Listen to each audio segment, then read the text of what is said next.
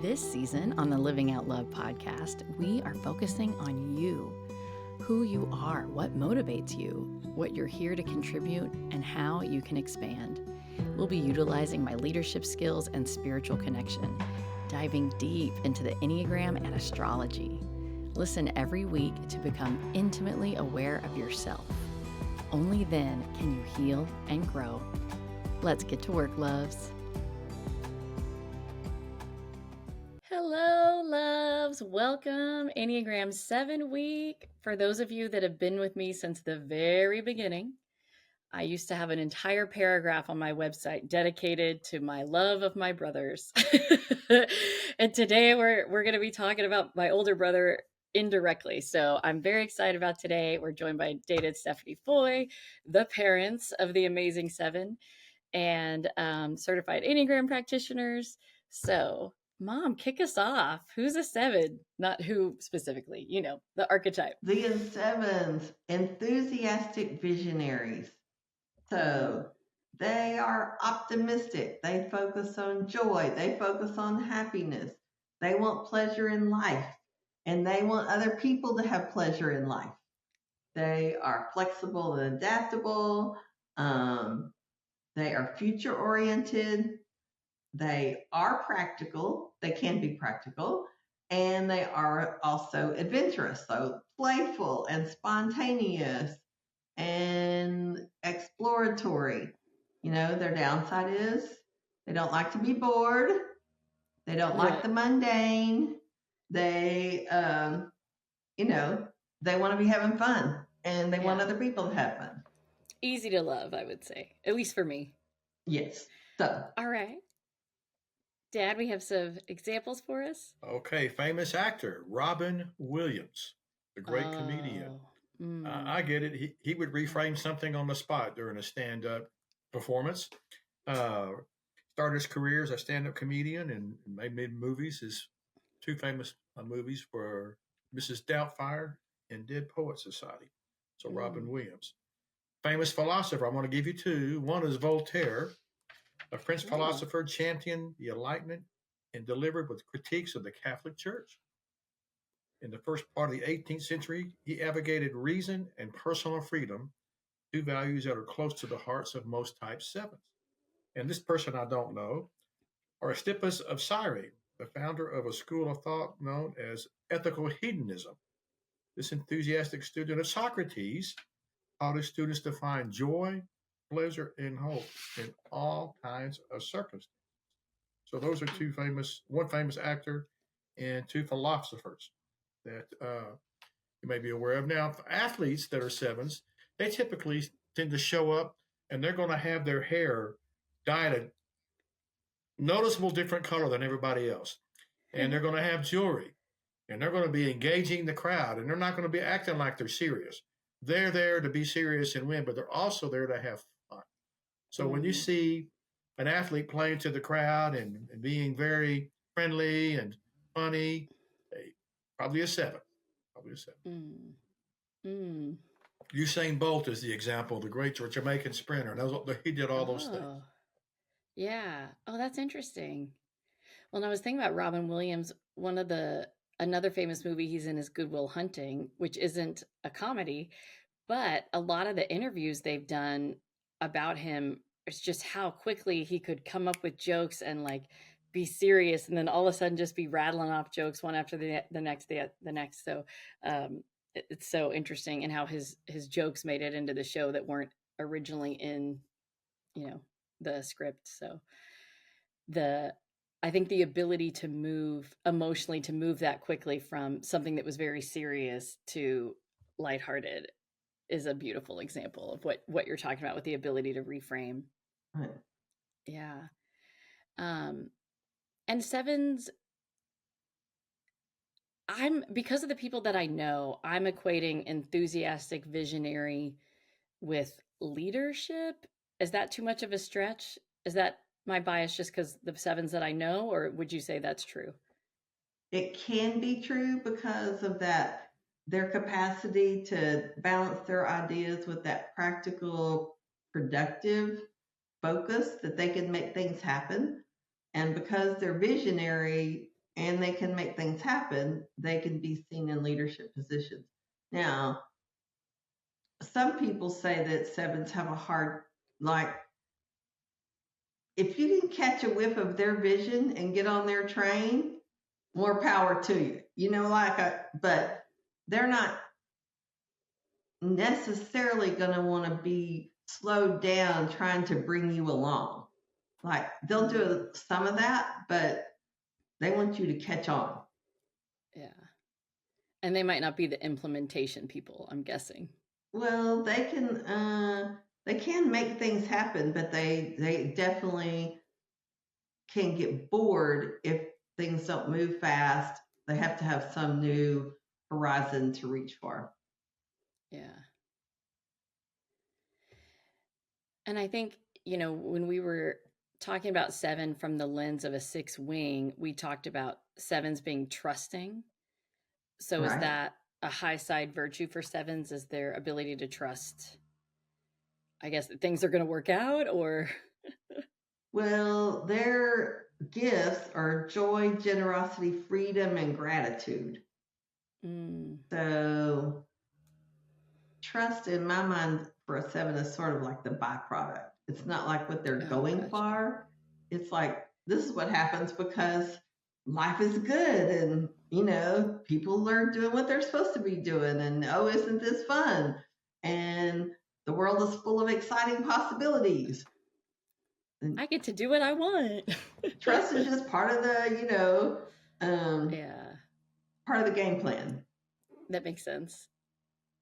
Now, what 7s don't like, is their fear of being restricted, of not living to a full life. And they sort of get a bum rap because they don't do discomfort and pain well. Right. And so they, as Dad was talking about, they tend to reframe that. They tend to flip it. And sometimes that's good, but sometimes you need to go through something so you really heal it, so you really release it, as opposed to just kind of papering over it. Right. I've known some 7s during times of what I would expect would be intense grief. And it didn't, I didn't recognize them experiencing that much grief. I did recognize it, but it was much more brief than it would have been if it was me. Yes. And since I understand they're a 7, it was okay, but it was very interesting how quickly they reframe out of that. And from the emotional intelligence perspective, it's hard to know. As an outsider, I'm not in their body, so I don't know. But I'm like, did you actually experience it, or did you just skip over? Like, did you just feel it and reframe real quick? Or just, I think that would have to be a tricky thing for them to navigate, since they move quickly towards enthusiasm and joy and freedom. Right. I can recognize it as a 3 because we tend to not necessarily reframe in the same way the 7 does, but have the emotion, feel it, do whatever, and then set it aside to keep moving. Yeah. Doing what's next. So 3s and 7s sort of share that, but from a different angle. Different lens. Okay. So 7s are in the thinking triad. Are they thinking dominant or thinking repressed? Or what are their, between feeling, thinking, and doing, what are their strengths? My guess would be feeling and doing. Well, they're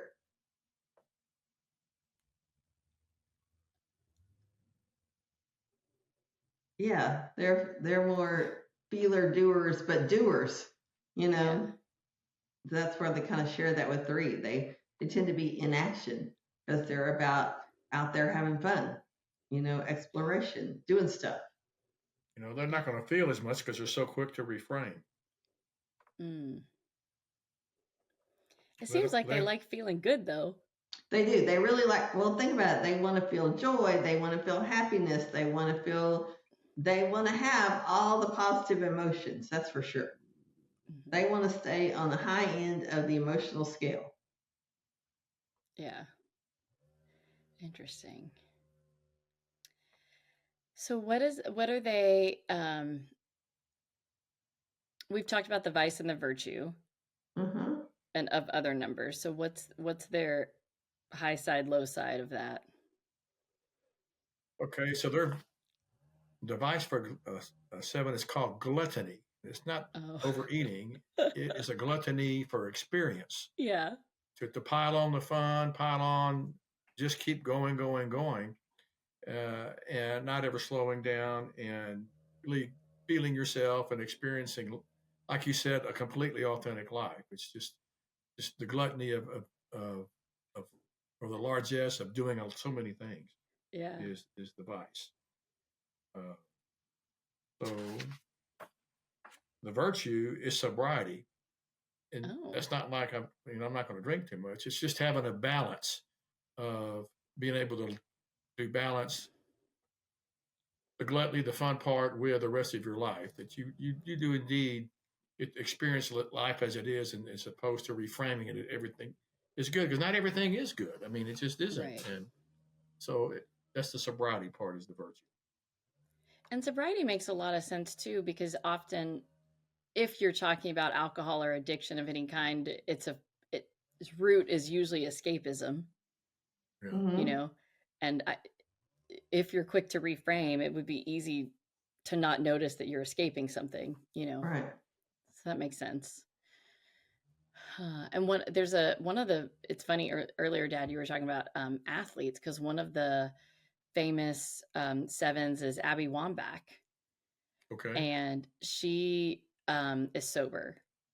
And she, in an interview she did when they were talking about the Enneagram, she talked about how, everybody loved her as a 7. And so when she had to slow down and feel some ugly feelings, she lost some relationships. Like, people didn't have room for her to not be the enthusiastic, fun-loving, person. Yeah. And I thought that was 7 that walk into a party and be the life of the party and be the entertainer, and Yeah, absolutely. And I try to think, the other 7s that I know personally, in the very brief moments where I've seen them not be the enthusiastic, fun-loving person, it's a little scary, because it's so, with me, I'm going to have all the emotions and I'm going to have them all really loud. But if you're used to seeing someone only in this subset, and then all of a sudden they swing to the other one, it's like, wait, what? Wait, who is this person? Yeah. Who is this? Yeah. What? And then, like, I am unprepared to deal with it, So in terms of being in a relationship with a 7, which we'll get to, I just think that's an interesting element that, with any type, we get used to them in a certain way, and when they change, it can be hard. But I think with the 7, we're so enamored with people that are that way, optimistic and joyful, and it's a higher vibration, literally. Yeah. So to see them lower that, it can, I don't know, it's unsettling. So all right, well, I don't know what my next question is. But so we're talking about 7s. We've talked a little bit. So their vice would be gluttony. And what are the other shadows they have to, kind of navigate or deal with? What are their blind spots and triggers? Blind spots. Here we go. So the triggers for a 7 are being confined and restricted, expected to do boring tasks, dismissed or not taken seriously, and unjust criticism. That'll light a 7 off every time.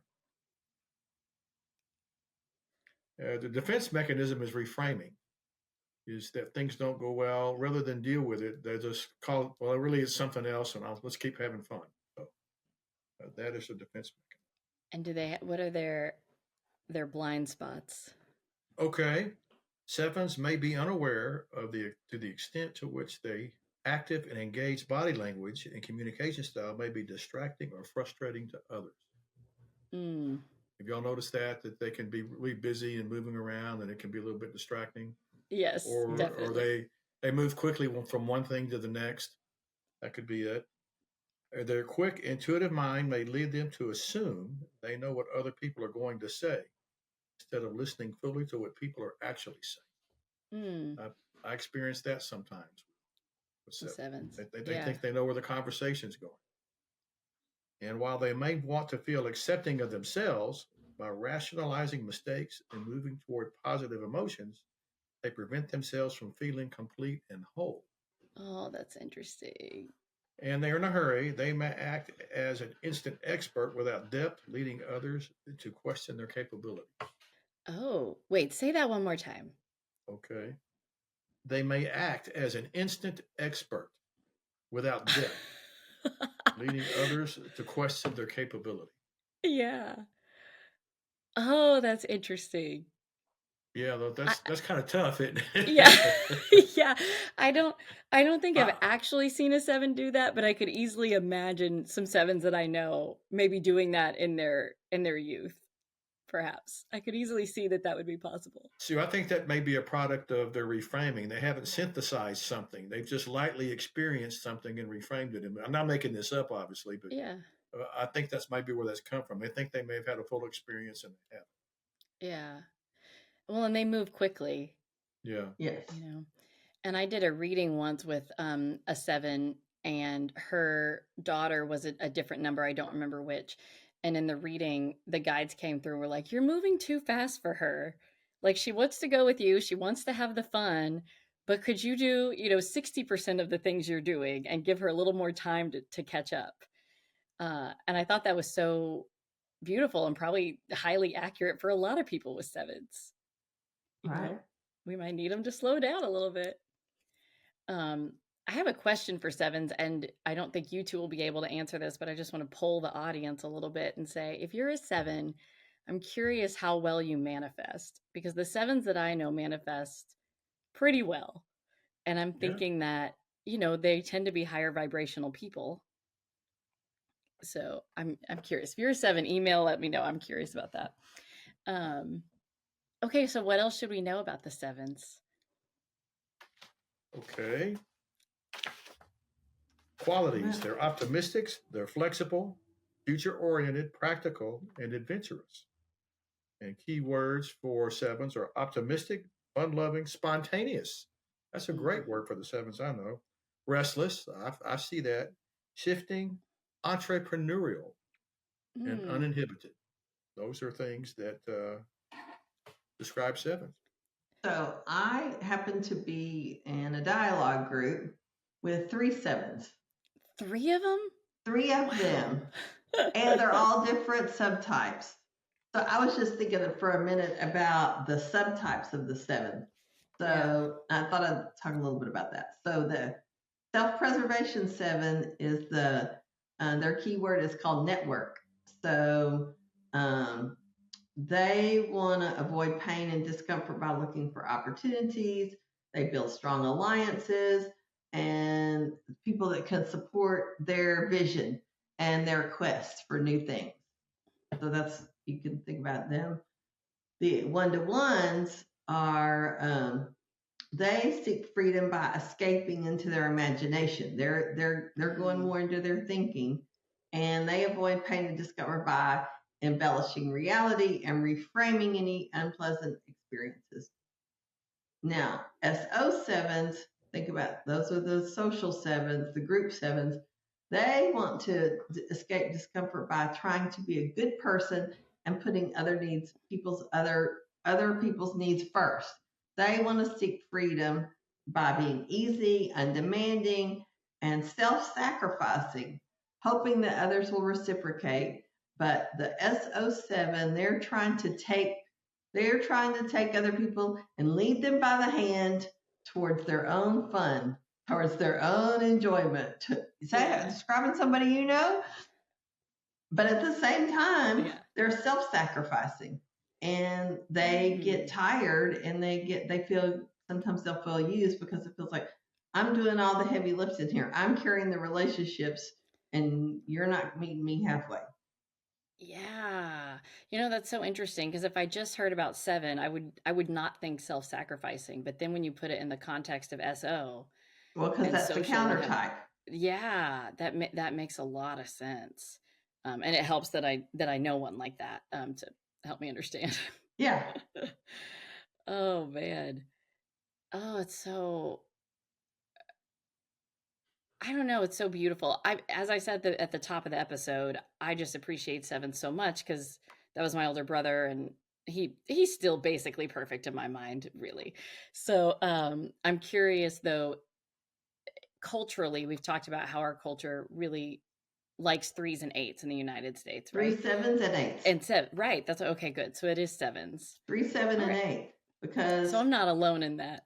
no 7 because we value that optimism. I mean, the U.S. was formed on, some people would look at our Constitution and say it's a very optimistic document.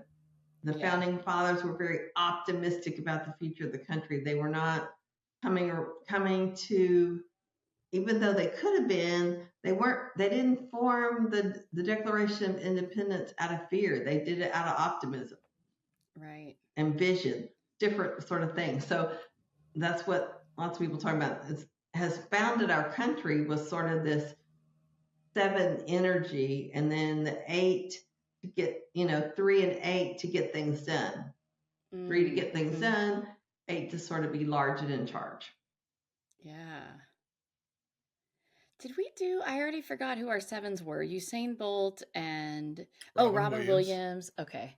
Yeah. And Voltaire, the philosopher. Voltaire, that's right. Okay. Mm. And didn't we say that Barack? Oh, we didn't talk about President Obama. Isn't that right? We didn't talk about him today. I would guess he's a 7. I can't remember if he's a 7 or a I'm gonna look it up. I'm pretty sure he's a 7. We looked it up a long time ago, but yeah. Anything else we need to say about the 7 before we move on to wings? I think we're ready for wings. Nope, now he's a 9. Oh. He was a 9. That also makes sense. Okay. Yeah. Interesting. A 9 seems like a good. I won't go off on that, but a 9 seems like a nice thing for a politician with the 1 and the 8 wing. Yeah. But we'll stick to 7s at the 7 weeks.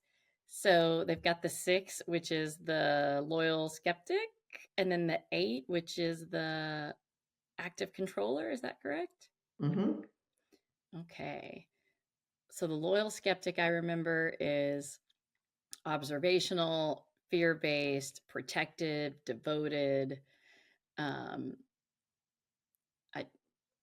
How does that contribute to a 7 when they move towards 6? Well, first of all, it's going to slow them down. Yeah. It's going to cause them to be thinking about what are the things, because 7s, can move fast and not necessarily, even though they're in the thinking triad, they may not think things all the way through or be aware of the risk. So the 6 can enable them to be calm, to be more watchful, to balance that optimism with sort of an awareness of risk, understanding the potential pitfalls, to see a more balanced perspective than they might see on their own otherwise. Another, just to face their fears. Don't reframe them, face them, fix them. Oh, that's beautiful. And to just experience them, probably. Like they probably skip over them a lot. Yeah. Stay present in the here and now. Oh, okay. Instead of jumping to the future. Instead of moving on. Okay. Be here now. Fix it. Or enjoy it. Enjoy this. Completely. Okay. Yeah, because sometimes they don't enjoy what they're doing right now because they're so busy thinking about what they're going to do next. It's like, this is fun, but what's coming next is really going to be fun. So. They can commit to something and enjoy it at a deeper level. Don't move on in such a hurry. Well, and I would think if you're a 7 and you move towards 6, it's kind of the moniker of look before you leap. Yeah. Here we go. Let's take a look at this first. Okay. And what about 8s? We haven't talked about 8 on their own episode yet, so. Oh, they can, on an 8, they can move from planning things to actually doing things. And become a little more grounded and honest in their interactions with others instead of just being in a hurry to do the next thing.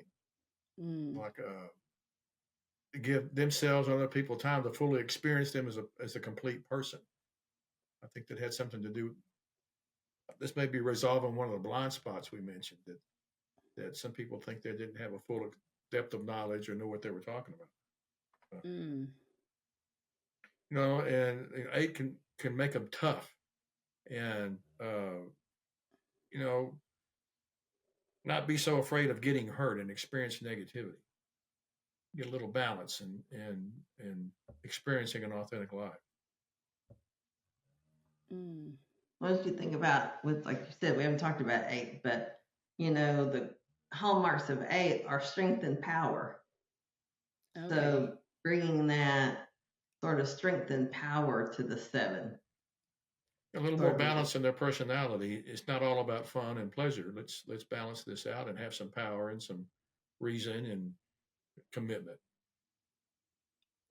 Some slow down. Authority? Would you put authority with 8? Sure. A little bit as compared to perhaps the armchair expert nature of 7. Yeah, I mean I think so. Yeah. I'm trying to think about the 7s that we know moving towards the 6 and the 8, and I don't have a grip on that. I'm trying to think if there's an example, or how could we? Okay, so I'm going to pick on one of your grandchildren, okay? Okay. One of my grandchildren, your daughter, the youngest one. So we're at Christmas, and their grandmother, Stephanie B, call her B, very careful about having the perfect number of presents for both of them. I mean, just lined up. Equal. You get 2, you get 2. You get 8, you get 8. Yeah. Well, something happened. And the youngest one, who we think is a 7, realized that the other sister opened up more presents than she did. And for a moment there, I thought there was going to be a meltdown. B would never mistreat me. It was there. I just miscounted or something. I moved on. It didn't take time to do the investigation. I don't know if this is. You asked for an example. Is this example match? Yeah. Yeah, that's helpful. It is helpful to understand the reframe. It happened so fast. Yeah. She did pull me aside, and she pulled me aside to talk through the reframe, but it was so quick. Yeah. Bless her baby heart. Yeah, I mean, she was feeling it, and she moved on. And she wasn't even 5. She was 4. She, but she already had that. Yeah. Yeah. Let's move on. Let's do something fun. Let's reframe it. I don't need to stay stuck in this. And, that favorable mindset that life is good and all the good things are coming to me. And no, surely she did not give me less than she gave my sister. Right. True or not true, she had made it up that it was all fair and equal. Yeah. Yeah. Interesting. Well, I'm curious if when you think about, I don't know, you've raised a 7, and I'd probably raise it a 7. Any wisdom about helping them move into their wings, or anything you've learned from? Well, when we raised our 7, we didn't know about wings and lines. Right. So we're right where you are. I wish I had known at the time. But I think one thing we could say in hindsight was that he was always going to be into the next thing. He he'd been playing soccer since he was a little kid. He gets to middle school and he wants to go into drama. He wants to work in the black box theater. I'm like, okay, where did this come from? I want to be a fireman now, so he goes to be a fireman. So he goes, as soon as he can drive, I'm going to go be a fireman. Oh, and it's kind of like, you better just learn not to have resistance, because if you try to tie them down, that's going to be seen as being tied down. And the very last thing that they want is anything that looks like something less than freedom. What they want is freedom. What they want is experience. And so the more you can allow for that and support that, I think the better off they're going to be, because that's. Yeah. I mean, that's a beautiful relationship wisdom right there. Okay, so we've talked about wings, the 6 and the 8. Let's talk about stretch and release. Okay, so the stretch is the strict perfectionist. But the release, let's cover release first. Okay, go ahead. That's where people have to go when they're in stress. Quiet specialist. Okay. Go internal. Stand still. Try to gain deep knowledge. Like, I think of it like a river. You got this fast moving river with the ripples and the currents and the rapids and the whatever. And then you get, and what you need for a little while when you come through that is you need the flat water. Deep flat water. So this is called going into the flat water. Go into the deep river. Go where it's deep and calm. And be quiet. It shifts the energy from externalized thinking to internalized thinking. So probably recharges the batteries. Probably just recharges the batteries. Recharge the batteries. Also, this is where the 7s can do the release work. This is where 7s can do that emotional work of, moving through, sitting with, moving through maybe those more, what we might think of as lower end emotions, the things that they're trying to avoid, the discomfort, the pain, the grief. Right. This is where they can move and manage and handle those things. So interesting. It's talked about allows the 5 to move from experiencing the world to knowing the world. You feel the energy shift in that? Yeah. Yeah. So that's the release for 5, is moving into that quiet specialist space. Now, Dana, talk about stretch. The 1. Okay. To look within. To look within yourself first for solutions. 7s tend to act externally, driving change in others, but they may benefit by doing something different, looking within. And practice discipline from freedom, to have a plan and work a plan and slow down and complete things. Focus on getting a job done instead of moving on one thing to the next thing to the next thing. I've seen many 7s, they're not done yet, and they're moving on to the next. Yeah. And they leave friends and situations behind, and they where did he go? I thought we were doing this, and I've got this now to clean up. Well, I could see that a plan would be such a stretch, because it probably feels confining for people that like freedom. I would say probably an evolved 7, a redeemed 7, but understand that truly in having a plan can actually provide freedom. Right. It's like, oh, I've got a roadmap. I've got a way to get to where I think I want to go. So, but that. Yeah, and completing the mundane work. I mean, that, I know some 7s that can leave the mundane behind them, and they've moved on. And I'll talk about have to go finish this before they move on, but they move on anyway.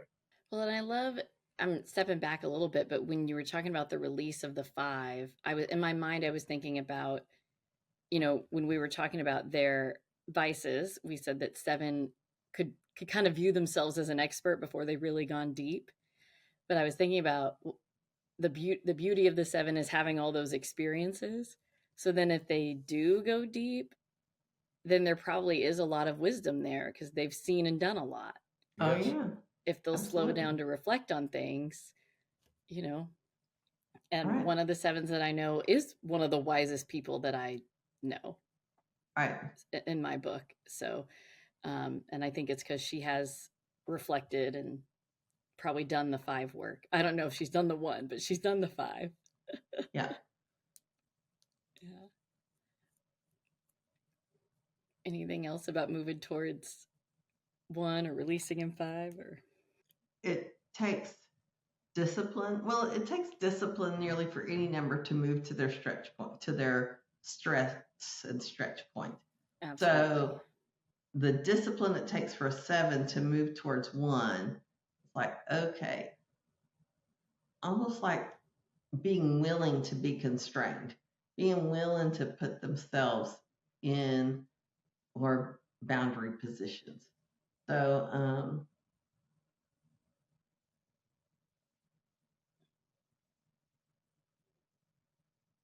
and I think too, in the 1 spot, we talk about the inner critic of the 1. Mm-hmm. So that's a place for 7s also, if they're willing to embrace that inner critic, the inner critic has value. So it's like, okay, so let me listen to what I have going on and how can I use that for my own growth. Yeah. Yeah. Well, let's talk about 7s in relationship. Okay. And I'm curious about this one because we talked about the SO being self-sacrificing, right? But that's counter type. So what can we expect from 7s in relationship? Okay, so people often enjoy being around 7s because they're full of energy, they're exciting, positive, and it can be infectious. You can hop on there and really ride that train along with them. At the same time, they can be unfocused, appear to be arrogant, irresponsible, and may find it challenge to keep up or keep track with them. Mm. The high activity level can create tension in a team or relationship. Colleagues may become resentful because they don't finish, and there's a whole trail of projects that are incomplete that they got to clean up or get caught up being responsible for something they didn't finish. Right. So you can see it could create some dynamics. Yeah, if they're not a fully redeemed or high side 7, they can leave some crumbs behind them. And you can see if you're a slow moving 6 or 9, the 7 can wear you out. If you're a low energy number. Yeah. But if you're a 3, you can fall right in there with them, baby. Let's go have some fun. Let's do stuff.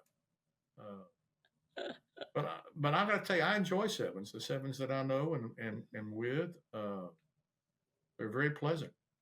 Well, but on the other side of 7, think about what their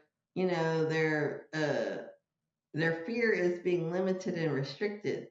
So in some cases, 7s don't commit to primary relationships because they're concerned about being restricted. Oh, what if I take this one on and a better one comes down the road, So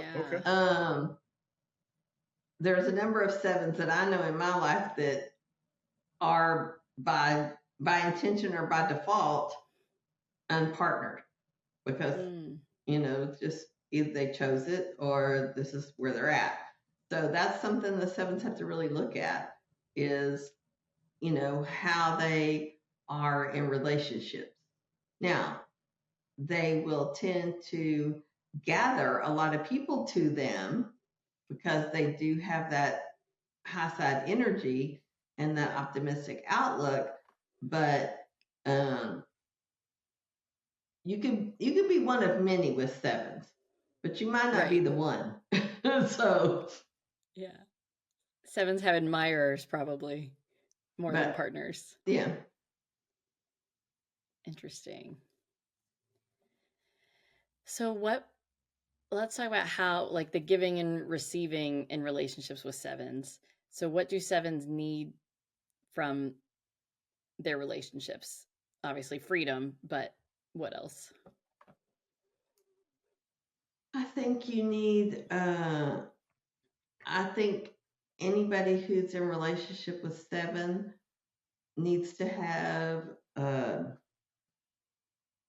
tolerance at a minimum, appreciation at a maximum for the things that they're going to want to collect in their life. And I don't mean things, but the experiences. They're gonna, I mean, I was in my Enneagram training, the person I debriefed for my certification is a 7 and in retirement. And we started talking about all the things that she had taken up in retirement. You know, like, oh, she took up knitting and she took up crosspoint and she took up this and she took up that. And you know, all the different things. And some of them she eventually put down, but some of them she kept. And those were all like, I'm experiencing this, I'm experiencing that. So for people who are in relationship with sevens, you got to know that that's going to be their nature, and you know, at the least tolerate it, and to the high side, appreciate it. Yeah. Interesting. And yeah, earlier you gave the example. I asked about parenting, and we were talking about they're gonna move. They're gonna do stuff, and you better just be ready to go with it. You know. Yeah. So they, you know, they don't want those soccer shoes anymore, and they want ballet shoes. Well, okay, you know. Yeah. Oh my gosh, I can't imagine if I was a 6 parenting a 7. How scary that would be. Oh, I'm so glad I'm not a 6 with a 7 kiddo. That would be scary. Okay, and so how do 7s express love? How do we receive love from a 7? Play with them. Play with them. You know, they want you to play with them. They will love you, and you will have fun. That's what they think. That's their. They're in the present moment. Be with them in the present moment. They're not interested in things that happened way back when they were kids or whatever. They like the here and now. Now you can refer to it, but don't live. They don't enjoy living in the past. No, and really, they would prefer to be also talking about the future. What are we going to do next? Right. Where are we going next? What's the next thing that's going to happen? What fun thing are we going to do? So I feel like that answered the question of what do we do in relationships with 7? But what is it that we would like? What does love look like from a 7? So like when we did the 3 episode, I learned that love was often acts of service, which was not my natural love language, so I didn't get it. So I'm curious, if I don't get it, what is it I should look for that it is evidence that a 7 is loving on me? Well, that you're included, number one, that you get invited. And that's a validation that you are fun. They see you as being fun now and worthy of being fun in the future. So come on. Being included is an act of love for them.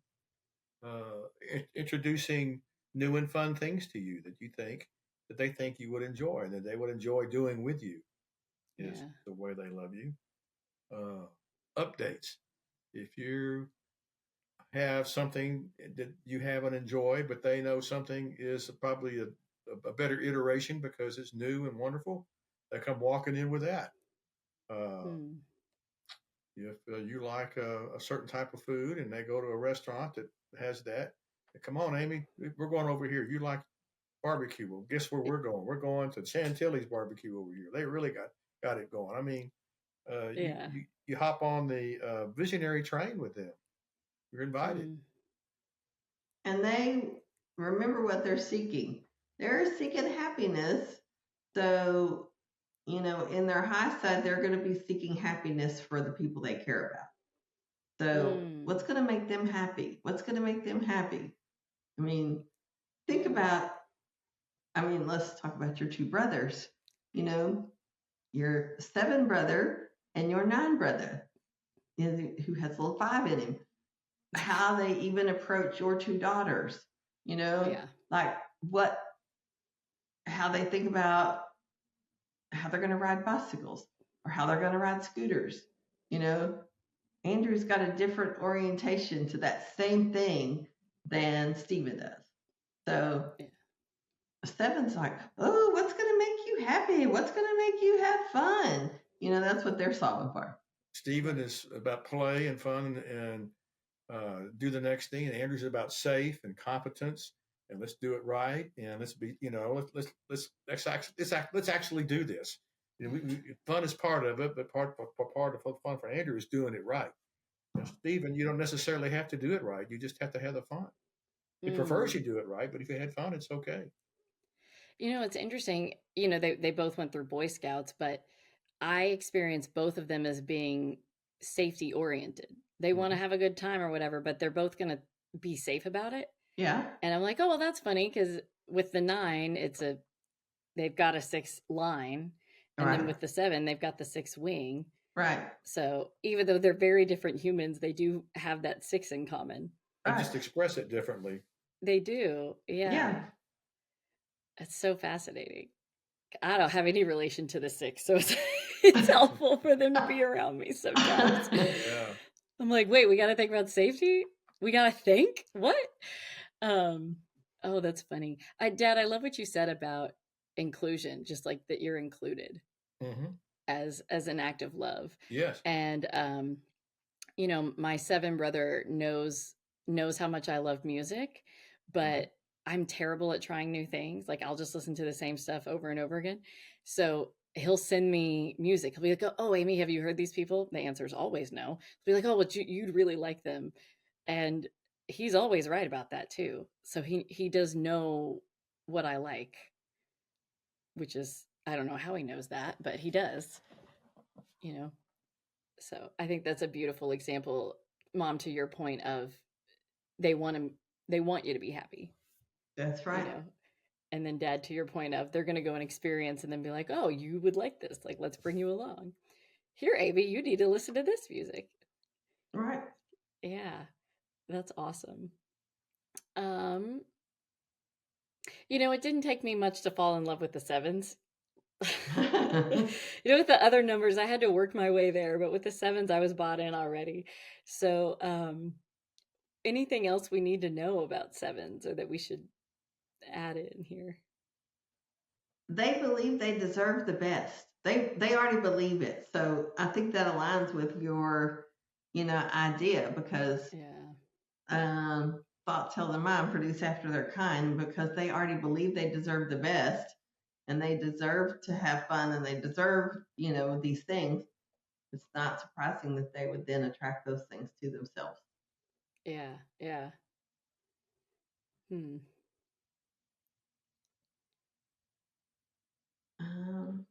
I can't think of anything else that we kind of haven't talked about. I mean, I think with a lot of the other numbers, I had a lot more questions because I didn't know as many or because they're more withdrawn, so they're harder for me to understand. Yes. Whereas with 7s, I have a lot more experience and culturally we value them. So it seems, I don't know. Oh, Katy Perry, 7. Oh. Richard Branson, 7. Mick Jagger, 7. So there you go. There's some more 7s. Yeah. Well, to Dad's point earlier about like if you see an athlete that's got the different colored hair or whatever, they're probably a 7. That's Katy Perry to a T. Yeah. Very expressive and very playful. Very playful, yeah. So, oh, that's so good. That's so good. Well, great. I'm excited. So we're now more than 2/3 of the way done. We got 8 and 9. And the exciting thing about that is that we've now covered all the other numbers. So when we say the wings and the stretch and release, we'll have some sort of reference point. That's right. So this is wonderful. Well, to my 7s out there, I want to say thank you for bringing your enthusiasm. May you spread it with ease like wildfire. And I hope that you do whatever you need to do to look before you leap And whatever that vision is, just share it with all of us. Take us all along for the ride. So, all right.